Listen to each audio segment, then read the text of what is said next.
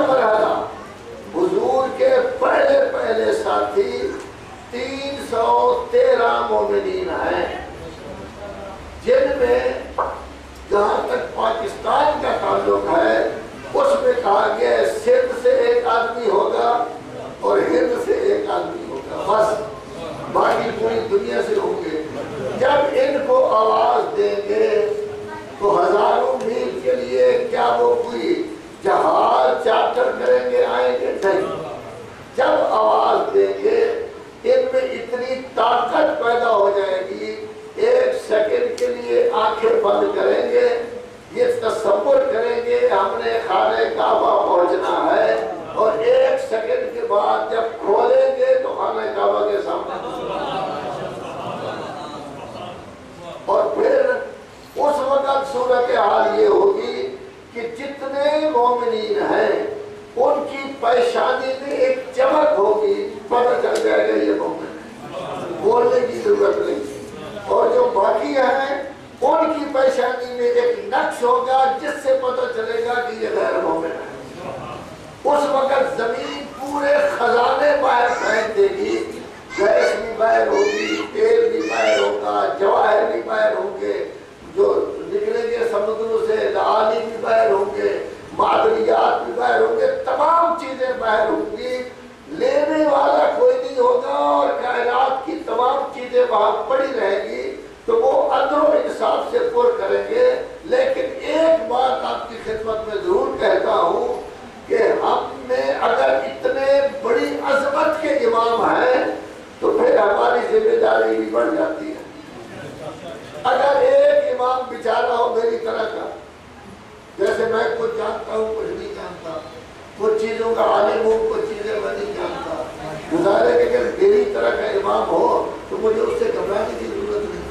نہ وہ مجھے دیکھ سکتا ہے نہ اس کو پتہ چل سکتا ہے کہ میرے اندر کیا ہے کیا نہیں۔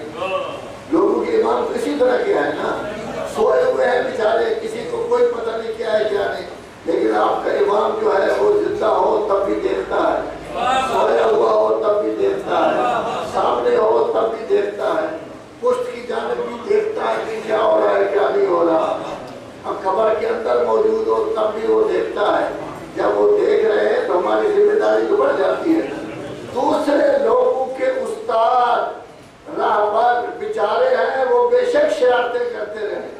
لیکن آپ کے راہبر تو بڑی عظمت کے مالک ہیں، وہ تو ہر چیز دیکھ رہے ہیں، پھر رات دن میں ہم شرارت تو نہیں کر سکتے، کوئی غلط کام تو نہیں کر سکتے، کوئی گناہ تو نہیں کر سکتے، جب کوئی غلطی کریں گے وہ تو دیکھ رہے ہوں گے، ہمیں کتنی شرمساری ہوگی ان سے جب یہ وہ دیکھ رہے ہوں گے۔ اسی لیے آپ کے چھٹے امام کہتے ہیں اے شیعوں حیدر جلال، آپ کا ہر عمل ہر امام کے پاس پہنچتا ہے۔ اب اگر وہ دیکھتے ہیں اچھا ہے، خوشی کا اظہار کرتے ہیں، دعائیں دیتے ہیں، اور اگر وہ دیکھتے ہیں گڑبڑ ہے تو پریشان ہو جاتے ہیں، شرمسار ہوتے ہیں، یا اللہ یہ میرے ماننے والے نے گڑبڑ کر دی، تو آپ کے امام فرماتے ہیں دیکھ لیا کرو جتنے کتنی دفعہ امام کو خوش کرتے ہو کتنی دفعہ تکلیف دیتے ہو، تو یہ ہماری ذمہ داری اس سے بڑھ جاتی ہے۔ ہم بہت بڑی قوم ہے، بڑی عظمت کے مالک قوم ہے، ہمارا وجود شروع ہوا ہے رسول اللہ کی گود سے، جب علی گود رسول میں تھے، باقی جتنے ہیں وہ شروع ہوئے حضرت امام ابو حنیفہ سے 120 ہجری، آپ شروع ہوئے گود رسول سے، لذا آپ کی عظمت بہت بڑھ جاتی ہے، لذا عمل میں، کردار میں، اخلاق میں ہمیں اتنا بلند ہونا چاہیے کہ ہمارے امام زمانہ ہمارے عمل کو دیکھ کر کبھی تکلیف محسوس نہ کرے۔ وصلی اللہ علی سیدنا محمد وآلہ الطیبین الطاہرین المعصومین، اللہم بحق محمد وانت المحمود، اللہم بحق علی وانت الاعلی، اللہم بحق فاطمہ الزہراء وانت فاطر السماوات والارض، اللہم بحق الحسن وانت المحسن، اللہم بحق حسین وانت قدیم الاحسان۔ خدایا اس بابرکت تقریب کا واسطہ تمام مومنین مومنات کی خوشیوں کو دوبارہ فرما، خدایا تمام مومنین و مومنات کو ہر قسم کی تکالیف سے محفوظ فرما، ہر قسم کی آفات و سماوات بلیات اور جن سماوی سے محفوظ فرما خدایا تجھے اپنی عزت و جلالت کا واسطہ تمام مومنین کے گھروں میں خیر و برکت عطا فرما ہمیں اپنے بچوں بچیوں کی صحیح تربیت کرنے کی توفیق عطا فرما ہمارے بچوں بچیوں کو دین و دنیا میں کامیاب و کامران فرما خدایا تجھے اپنی عزت و جلالت کا واسطہ تمام مومنین و مومنات کی حاجات پوری فرما فریادیوں کی فریاد رسی فرما مشکلات میں پڑے ہوئے مومنین کی مشکلات حل فرما خدایا محمد و آل محمد کا واسطہ ہمیں قرآن مجید پڑھنے سمجھنے عمل کرنے کی توفیق عطا فرما فرامین معصومین علیہ السلام پر عمل پیرا ہونے کی توفیق عطا فرما خدایا تجھے اپنی عزت و جلالت کا واسطہ بے اولادوں کو اولاد نرینہ عطا فرما بے روزگاروں کو باروزگار بنا جن کے کاغذات درست نہیں ہوئے ان کے کاغذات جلد درست فرما خدایا محمد و آل محمد کا واسطہ سب کے رزق میں وسعت پیدا فرما رزق میں فراوانی پیدا فرما رزق میں برکت پیدا فرما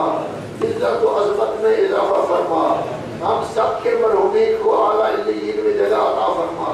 اسلام کا بول بالا فرما امام زمانہ کا ظہور جلد فرما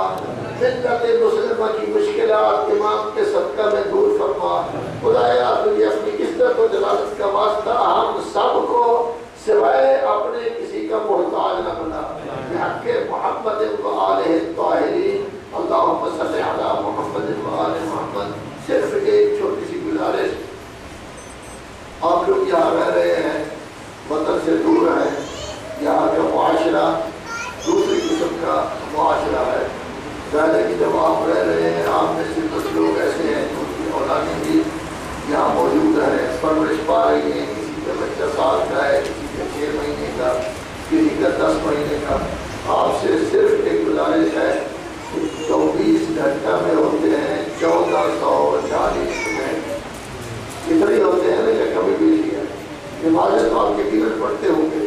اس بات ہے کہ نماز کفر و اسلام کے درمیان آپ سے فاصل ہے کبھی تصور نہیں کیا جا سکتا مومن ہو نماز نہ پڑھتا ہو ہمارے مولا 1000 رکعت نماز پڑھتے تھے ہم 17 ہی نہ پڑھیں گھنٹوں کو کھاتا کوئی روزے بھی آپ رکھتے ہوں گے باقی خوبیاں بھی ہوں گی 1 منٹ ٹھہر جائے پھر بعد میں بیٹھ جائے 1 منٹ کا کوئی فرق نہیں پڑتا تو میں آپ سے یہی چاہتا ہوں کہ آپ صرف 5 منٹ مخصوص کریں زیادہ نہیں باقی کام آپ جانے آپ کرنا 5 منٹ مخصوص کریں خواہ وہ صبح کی نماز کے بعد ہو خواہ وہ دوپہر کی نماز کے بعد ہو یا شام کی نماز کے بعد جس وقت آپ چاہیں 5 منٹ میں کیا کریں ایک قرآن مجید اٹھائیں ترجمے والا قرآن مجید انگلش کا ترجمہ ہے اٹالی زبان کا ترجمہ ہے 86 زبانوں میں قرآن کے ترجمے اردو کا ترجمہ ہے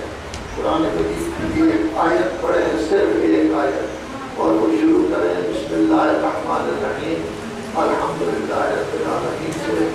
اس آیت کا ترجمہ دیکھیں لیکن آیت آرام سے پڑھے جلدی نہیں 5 منٹ پڑھے ہوتے اس آیت کا ترجمہ دیکھیں ترجمہ دیکھنے کے بعد 2 دفعہ ترجمہ دہرائیں پھر آپ یہ کام کریں کہ آدھا منٹ جس کے 30 سیکنڈ ہوتے ہیں سوچیں کہ یہ آیت کیا کہہ رہی ہے اگر کسی اچھی سے مقصد کر رہی ہے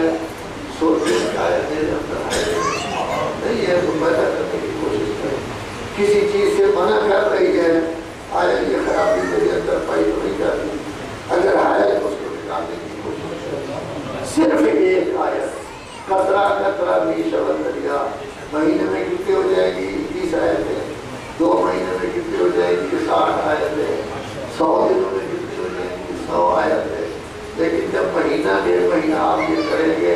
خود اپنے اندر آپ تبدیلی محسوس کریں گے کیونکہ اس وقت کسی مولوی نے آپ کو بات نہیں کیا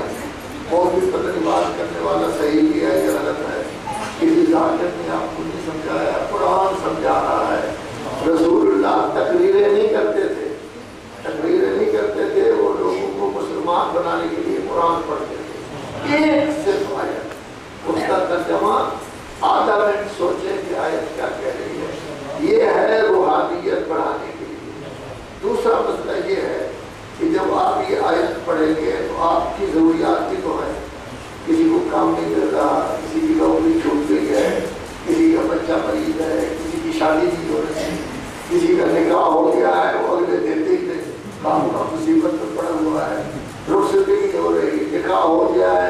پاکستان میں بیٹھی ہے اور اس کی یہاں کاغذات روزی جو ہے 6 مہینے لگ گئے تھا، ہوتی ہے نا ضروریات۔ جس وقت آپ یہ 2-3 منٹ 4 منٹ قرآن مجید پڑھیں، قرآن مجید آپ کی گود میں کھلا ہوا ہونا چاہیے۔ اس طرح دونوں ہاتھ بلند کر کے جو ضرورت ہے